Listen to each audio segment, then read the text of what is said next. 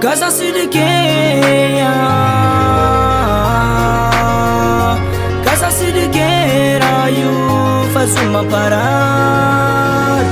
Cause asitriky zegny t'aime, ino mablème mahatonga anao tsy masaky mivolagna je t'aime. Nefa anao love fa tsy mikôzy, fitiavagna anao fa ohatigam tegna agnabo dôzy. Eko anao viavy sy masaky miangavy, nefa lovenao ndraiky zahavako fanagnavy. Volagna fo fa tsy magnino, zegny tsisy raha gravy.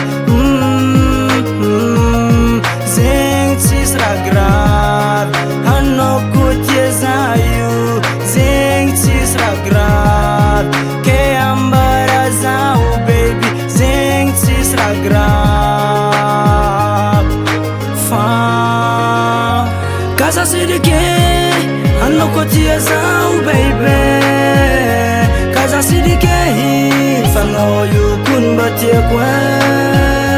Cause asitriky, anao koa tia zaho baby. Cause asitriky, fa anao io koa mba tiako e.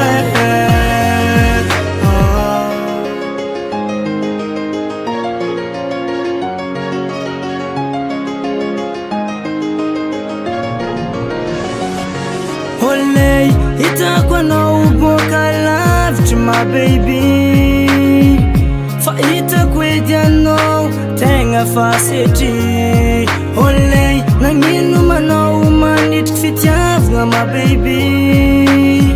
Nefa tsy hainao tsika roe igny samby setry.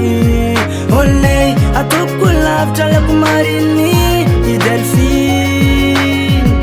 Izako tafiaraka aminao io joli. Olay, koa sitrikinao zoma parary, sitrany fo ambarazany mary.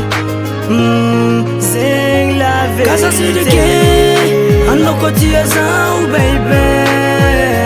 Cause asitriky, fa anao io koa mba tiako e. Cause asitriky, anao koa tia zaho baby. Cause asitriky, fa anao io koa mba tiako e.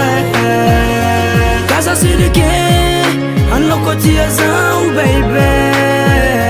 Cause asitriky, fa anao io koa mba tiako e.